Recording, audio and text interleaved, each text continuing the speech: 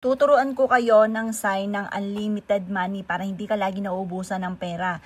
Pero gagawin nyo po ito, kailangan may 100% kang paniniwala. Kung hindi ka naniwala, ay nakoy, baka magsayang lang kayo ng effort at magalit ka lang sa pampaswerteng ito. Kasi dapat, ikaw ay naniniwala. Kahit na hindi pa, halimbawa, first time mo itong ginagawa.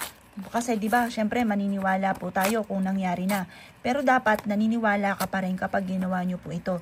Kasi hindi talaga po siya nangyayari kapag po hindi ka naniniwala. Tapos, hindi rin siya mangyayari lalo na kung ikaw po ay batugan. Tapos, ang gusto po ninyo ay unlimited money. Ito ay sasabayan natin ng sipag at tiyaga. Very powerful po ito. Aking ituturo sa inyo. Gayahin nyo po ito at ito ay makakatulong upang sa ganon, hindi ka lagi nauubusan ng pera. Kumuha ka ng isang kulay pula na ballpen or pentel pen. Dahil ang pula ay nagtatawag ng swerte at nagtataboy ng kamalasan. Isi-center nyo po ito. Ganyan ang inyo pong isusulat. Tapos, bibilugan nyo po ito sa gitna. At pagkatapos, huguhitan nyo po ito sa gitna ng bilog. At pagkatapos po nyan, huguhitan nyo po siya dyan.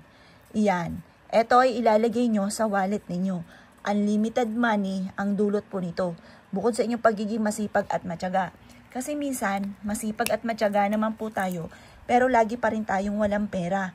Kaya kailangan natin ng mga gantong simbolo para kung may mga kamalasan mang paparating ay hindi po ninyo makakamtan. Yung mga kahirapan na paparating ay hindi nyo makakamtan. Tupiin nyo lang ito at ilagay nyo po ito sa inyo pong wallet. Makakatulong po ito upang sa ganon hindi ka lagi nauubusan ng pera. Pwede rin naman po na isulat nyo po na paikot na ganon ang inyong numero sa loto, yung tinatayaan nyo lagi. Pwede rin po ito kasi ito for only tama. For only tama, unlimited money. Halimbawa, 7. Sample lang ito sa numero na lagi nating tinatayaan. Dito muna sa 4 na sulok. 25, 35, at 5. Yan ang aking madalas na tinataya at nirarambol ko lang ang lahat ng aking nais na numero. Halimbawa, pwede nyong dagdagan kung ilang taon ka na ngayon, kung ilang taon na yung anak ninyo, ano anniversary ninyo, pwede nyo po yung gawin. Pero ang 4 na numerong yan po ay yung mga lucky number na pwede nyo i-rumble lamang ang inyo pong, yun nga po yung nabanggit ko sa inyo, edad or favorite ninyong numero or edad ng anak ninyo or anibersaryo po ninyo.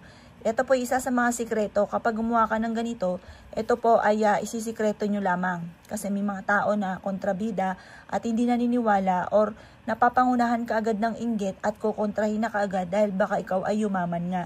Kaya mas mainam, isikreto nyo na lang ang paggawa ng ganitong mga pamamaraan. Kaya ako'y kininiwala at gagawin nyo po ito. Asya mga bossing, good luck po sa inyo po lahat.